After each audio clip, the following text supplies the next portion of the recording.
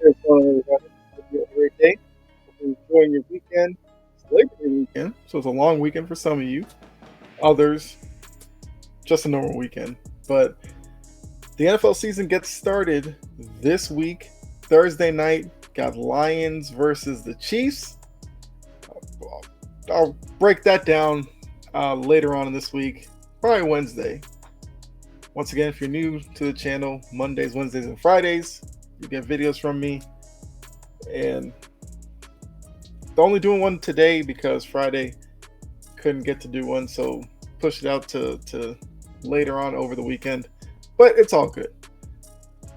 So with this video, I want to talk about X factors, but just with the NFC. So the video that comes out Monday will be the AFC. We're doing the NFC on this one. And with the X factors, I'm just going to go through each division in the NFC, look at each team, and I'm going to give you my biggest X factor that I feel like will sway the team throughout the season to either make them a playoff team or be the reason that they miss the playoffs. I'm going to limit it to one X factor. With most of these teams, I could give 2, 3, maybe even 4.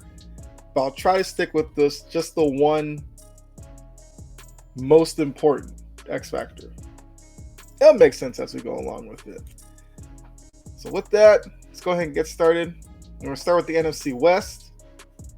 And let's just go ahead with the Niners. Kind of just take it from top left and work our way around. So the Niners, look, last year had a really good season, made the NFC Championship game, had their issues at the quarterback position. Whether or not that was a factor in the game, I'll leave that up to you. But they kind of have the same X factor for this season. Quarterback play. Was Brock Purdy's emergence last season just a fluke? Can he repeat? They've already moved on from Trey Lance.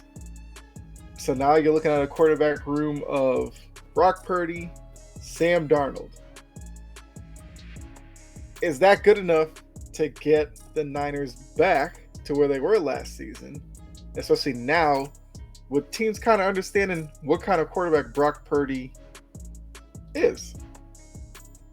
So it's going to be interesting to see how the quarterback position looks this year compared to last year. Like I said, Brock Purdy went on that incredible run in the second half of the season, which propelled the Niners to the NFC title game.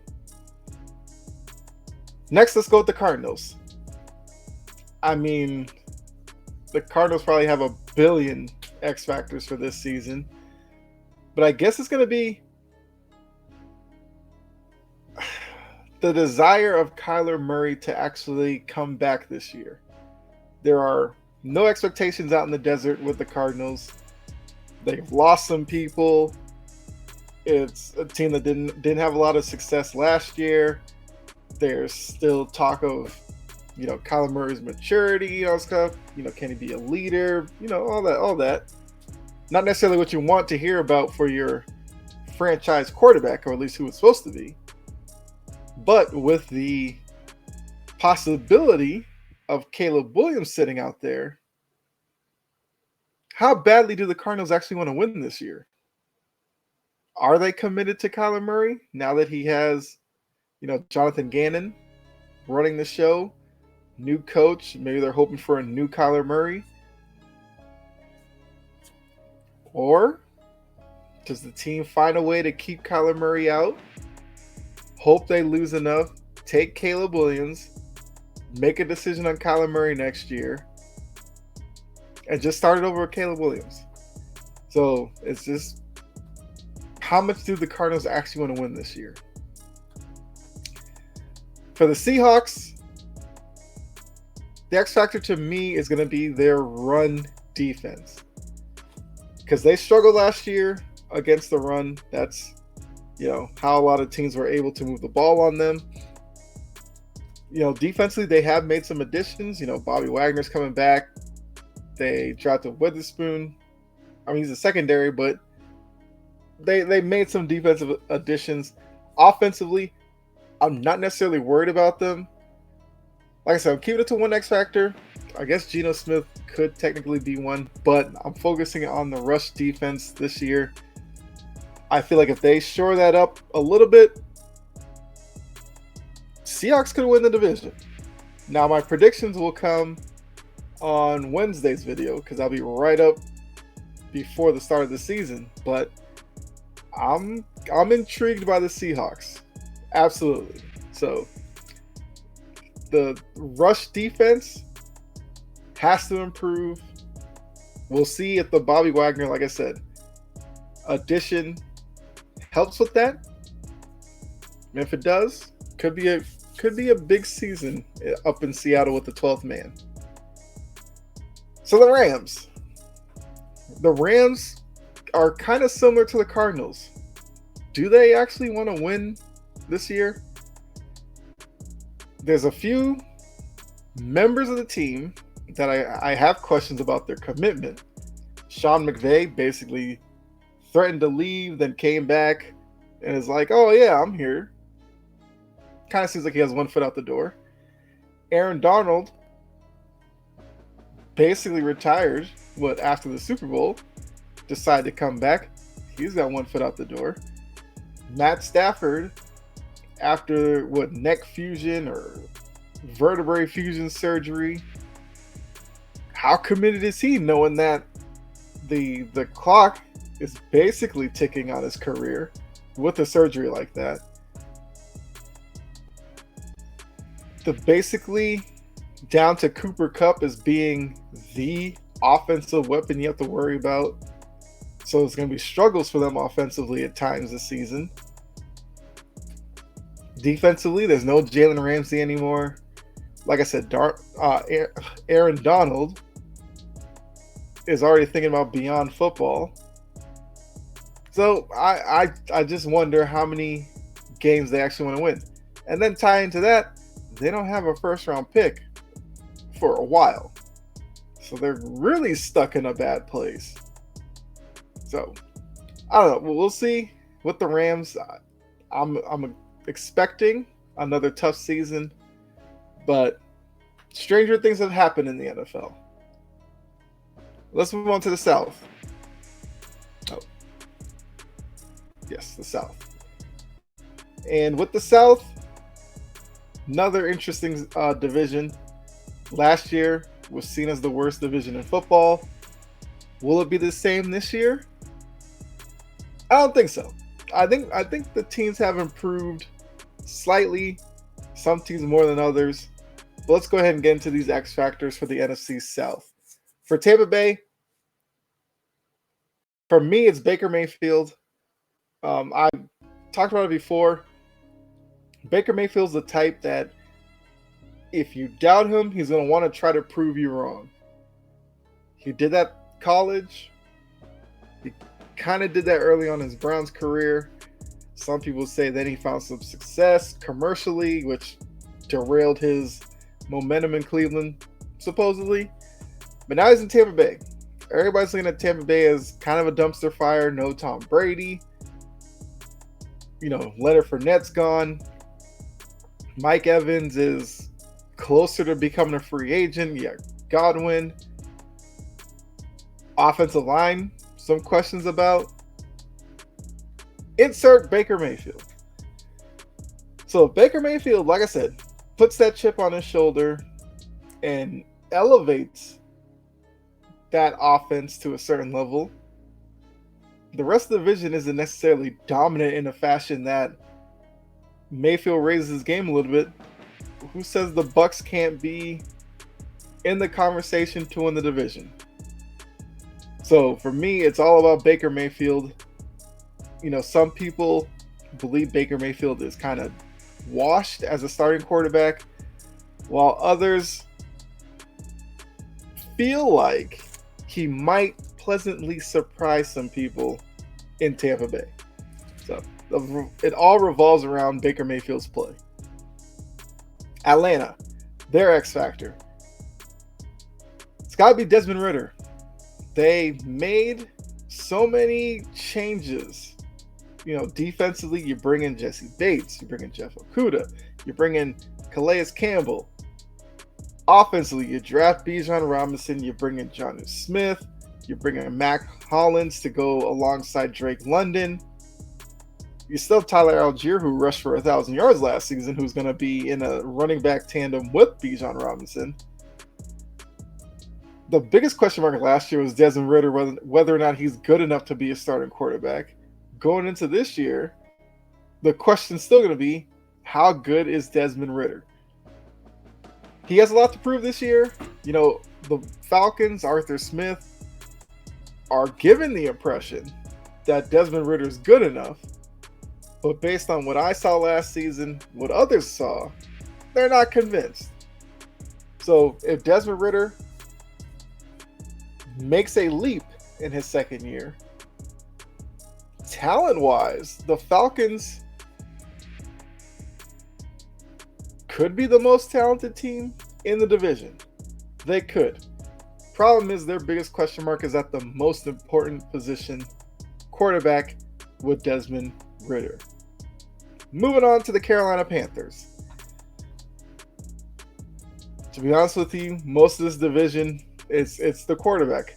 Carolina is Bryce Young. Rookie quarterback coming in with a defense that could be, top half, pushing top 10. An offense that, if you look at it around him, isn't that bad. You got Miles Sanders behind you as your running back. They brought in Thielen to be, I guess, the second or third option. You got Terrace Marshall. You got a new coach in Frank Reich. Pretty good offensive mind. So it's all going to hinge upon Bryce Young's ability to adapt to the NFL and develop enough that he can just kind of play backseat, control the offense, not turn the ball over, give Carolina a chance to succeed in this division. Lastly, the Saints. So for the Saints, I feel like we know Derek Carr. X Factor is going to be Dennis Allen. I feel like he's a coach that's going to be squarely on the hot seat this year. It's a league that's shifting to offensive-minded coaches. Dennis Allen's a defensive type guy. So can he kind of buck the trend, lead the Saints to a successful year, keep his job? They brought in Derek Carr, upgraded the quarterback position. Michael Thomas seemingly looks like he's gonna play this season. Yes, you have to deal with Alvin Kamara being out for the first 3 weeks. They did bring in Jamal Williams, who, if you've seen any of the training camp and all that kind of stuff, Jamal Williams seems like a really interesting person. He's into anime and all that kind of stuff. He has great interaction with the fans. So I feel like he's going to become a fan favorite down there. Defensively, they'll still be fine. They did lose with Marcus Davenport, but I think the defense will still be okay. So it's just going to be about Dennis Allen. Is he a lame duck coach that maybe loses the locker room? Then the Saints struggle. Or if they fight for him, I think the Saints are the odds-on favorite to win the division. So that's what their goal should be this season. Win the NFC South. But yeah, Dennis Allen is definitely my X factor for the Saints. Let's keep it rolling. Let's go to the NFC North. Starting with Green Bay, it has to be Jordan Love. Jordan Love, we don't know a lot about. I will say from the preseason, looked pretty good. He's got some mobility. He's shown a, good arm. Showed some accuracy. This is going to be the first year without Aaron Rodgers. it's very easy for the fans as well as Jordan Love himself to put pressure to perform at the level of Aaron Rodgers, winning the division, making the playoffs, making a couple of NFC championship games, that kind of stuff. But with Jordan Love, he's going to need time. But he's off to a good start. Like I said, the preseason, he looked good. But we also know preseason, regular season are two different ball games. If Jordan Love can lead Green Bay to a good start, it could be a special season up in Green Bay. All right, so Minnesota. X factor from Minnesota would have to be Brian Flores.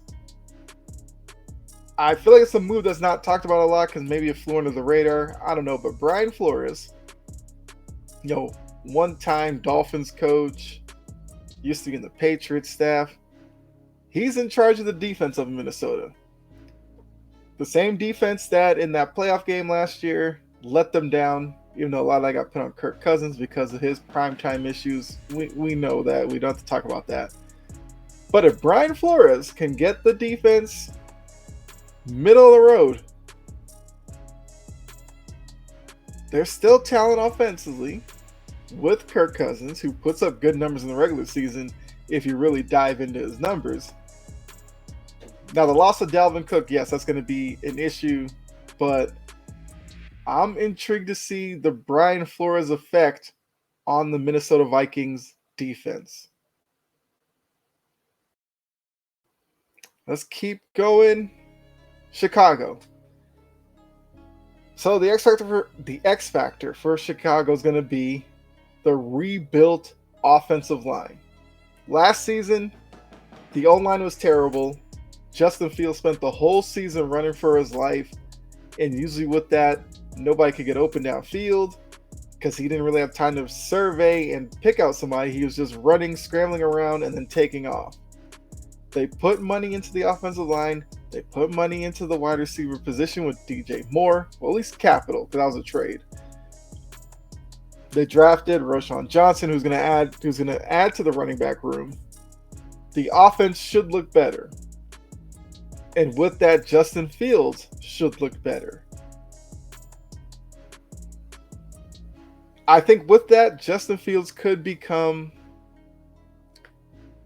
top half in the league quarterback. The talent's there for him to be top 10, to be honest with you. But looking at baby steps here. So if the offensive line can protect, expect the Bears' offense to look better, expect the Bears to win more games. Plain and simple. All right, finally, we have the Detroit Lions. The X factor for them, expectation. They've gone a long time being somewhat of the doormat of the NFC North. They saw a little bit of success last year, which surprised many, but now they are seen as the team that should win this division, should be the best team. Jared Goff should be a better quarterback than we saw at the end with him with the Rams. He had a great year last year. Dan Campbell is seen as the coach that Detroit needs because of his toughness and all that. But it's one thing to fly under the radar. It's much different to be in a position where a target is on your back. And that's what Detroit is right now. With Green Bay and Chicago being I guess so new in their rebuild. With Minnesota, a lot of people are down on Minnesota because they didn't believe in last year. Detroit is the team that's kind of risen to the top. Can the Lions players deal with that? So that's the NFC North to me, which means we only have one division left, which is the NFC East. It's usually the most competitive of the NFC. All the teams really beat up on each other. Let's go ahead, get into these last 4 teams of the video. The Cowboys. X Factor's Dak Prescott. He had such a unprecedented season last year with all the turnovers, the interceptions, and the fumbles. He made the vow that he's not going to turn the ball over like he did last year this year. Now we got to see it. So most of Dak Prescott's career, 95%, he's taken care of the ball. Last year, he didn't. So the question's going to be, was last year him probably trying to do too much, which led to him turning the ball over? And he goes back to the quarterback that we've seen him be most of his career? Or was last year the beginning of something to where he's just trying to do too much and he's going to become injury prone for the latter part of his career now, the second part of his career? Plus, there's discussions about his contract. I believe he's out of guaranteed money. So if he struggles this year, Dallas could move on from him. Insert the fact that they did go out, trade for Trey Lance. I don't know what their plans are for Trey Lance, but he's now in the building. They have Cooper Rush, who played pretty well in Prescott's absence last season. The Cowboys always have expectations of winning the Super Bowl, so there's already pressure there on the quarterback. But now, with, like I said, the contract situation and the backups that are there, I think the spotlight is squarely on Prescott this year. Even though Dallas, for the most part, is built off the run, but there's no Zeke Elliott, Tony Pollard tandem anymore. Now it's Pollard. Pollard's the main guy. They did bring in Brandon Cooks. They still have CeeDee Lamb, who's, definitely top tier wide receiver in this league. But let's see what Dak Prescott can do, whether last year is the new trend or just a blip. The Eagles. So their X factor is going to be, I guess it's kind of expectations with the Eagles. A lot of people are seeing them as the best team in the NFC. So with that, the expectation of them making it back to a Super Bowl is clearly up there. So now that they've tasted the success last year, getting to the Super Bowl and losing in the fashion that they did, it is a lot to have that deep of a playoff run, then come back the next year and try to duplicate it. Will they have the mental strength and makeup to go through the grind of a 17-game season, battle their way through playoffs to get back to the Super Bowl, hopefully winning it? That's a lot. It's very easy for teams, because that's the trend as well. You lose in the Super Bowl, the next season you struggle, because it takes so much out of you getting to that point, and then the letdown of losing really affects you the next season.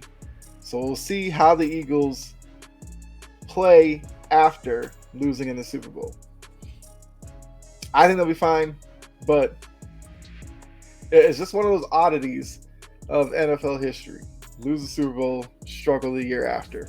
Not every team does it, but most do. Washington.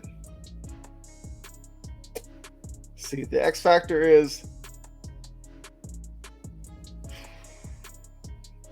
well, I guess the X factor is post Dan Snyder. What are you? The cloud of Dan Snyder's gone. You've brought in Eric Bieniemy, but in bringing in Eric Bieniemy, it seems like Ron Rivera is kind of being nudged out the door. We've already saw in the offseason some friction between the two when Rivera went public with some players' feelings about Bieniemy. Will that, even though we're kind of past that for a few weeks now, will that undermine their relationship during the season? There's, a new offense being run with the enemy. Can he unlock with Sam Howell some talent that we saw in the preseason as well? Can that carry over into the regular season? And can Washington just start fresh without the cloud of Dan Snyder? Will the players play freer? Will fans be happier at the stadium? Will that correlate into Washington maybe playing a little bit over their head? Who knows? Washington is very intriguing this year. I feel like I'll probably be paying more attention to them than previous seasons because of the fact I'm kind of intrigued by some of the pieces they have. Look, I'm a big fan of Terry McLaurin, dealing with the toe injury. They have Chase Young, Lance Thomas, who's the converted tight end from quarterback. If he can stay healthy, he's not a great tight end, but he's got some talent. They got Curtis Samuel. So there's some players on that team. It's just, can they win enough? We'll see. But I'm intrigued. Finally, the New York Football Giants. Their X factor is going to be Daboll and Daniel Jones. Because Daboll has done so much for Daniel Jones early on in the partnership. Will that continue to grow? If it does, the Giants will be better off. Because, not to spoil the AFC for a team, we've seen the Daboll effect on Josh Allen since he's left. And then in the one season so far, we've seen the benefit to Daniel Jones. Like I said, does that move up to another level? They brought in Jalen Hyatt for the wide receiver group. Will the wide receiver play greatly improve? Saquon Barkley's back at running back. Can he be healthy again this year? So those are all things that will help Daniel Jones on the field. But off the field, his work with Daboll, will that continue to add to the on-field performance? So those are the X factors for the NFC. Now look, the NFC East is going to be intriguing again this year. But I think the NFC as a whole is probably, it's unpredictable like the AFC, but for different reasons. Like the AFC just seems like it's really stacked from basically top to bottom. The NFC is just a lot of question marks and what ifs that make it so intriguing. So like I said, went through the NFC, this video. The next video will be the AFC. Trust me, the AFC one is going to be very interesting because like I said, a lot of really good teams in the AFC. And even with some of those teams, some kind of major X factors to their year. So hopefully you enjoyed this episode. If you did, please hit the like button, subscribe, share, all that good stuff. We're back to football season. What else can I say? It's a great time for me, and hopefully I can pass it on to you through these videos because, we got pick segments coming back. Then obviously the recap of just a lot of football content coming for you. I guess before I get out of here, shout out to Deion Sanders in Colorado yesterday, beating TCU. What a great way in his first game to kind of show Colorado what they could be in for.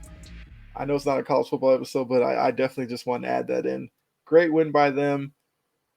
They're definitely one of those intriguing programs in college football because of Deion coming in, bringing some guys from Jackson State.